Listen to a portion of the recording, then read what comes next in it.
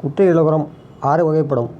1 நெடில்தொடர் குட்டி இலக்கணம், ஆயுதத்தொடர் குட்டி இலக்கணம், உயிர்த்தொடர் குட்டி இலக்கணம், வன்தொடர் குட்டி இலக்கணம், மென்தொடர் குட்டி இலக்கணம், இடைத்தொடர் குட்டி இலக்கணம். நெடித்தொடர் குட்டி அப்படின்னா தனி நெடிலை தொடர்ந்து வரும் குட்டி இலக்கணம். எடுத்துக்காட்டு பாகு, மாசு, பாடு, காது, ஆறு. இது எப்போதுமே ஈரெழுத்து சொற்களாக மட்டும்தான் அமையும். நெடில்தொடர் குட்டி இலக்கணம். ஆயுதத்தொடர் குட்டி இலக்கணம் ஆயுத எழுத்தை தொடர்ந்து வரும் குட்டி இலக்கணம் ஆயுத குட்டி இலக்கணம். எடுத்துக்காட்டு எஃகு, அது. உயிர்த்தொடர் குட்டி இலக்கணம் தனி நெடில் அல்லாத உயிர்மெய் எழுத்தை தொடர்ந்து வரும் குட்டி இலக்கணம். எடுத்தாடு பாருங்கள். அரசு. அரசு இரு ப்ளஸ் ஆன்னு பிரிக்கலாம். கயிறு இ ப்ளஸ் இ. இதில் பாருங்கள், இந்த ரா இருக்குது பார்த்தீங்களா, ரா இரு ப்ளஸ் ஆன்னு பிரிக்கலாம். ஸோ இது உயிர்.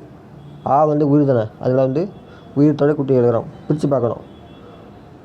வன்தொடர் குட்டி இலக்கணம் கசட தப்பற மெய் எழுத்தை தொடர்ந்து வரும் குட்டி இலக்கணம் வன்தொடர் குட்டி இலக்கணம்.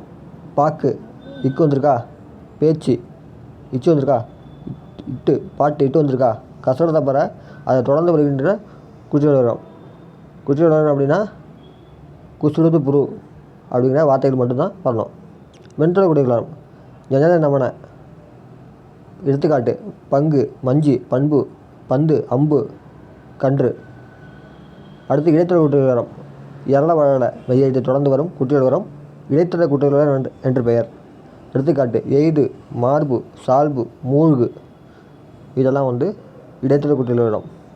குட்டி இலக்கணம் மொத்தம் 6 வகை பார்த்துட்டோம். அடுத்து குட்டி இலக்கணம் பார்ப்போம்.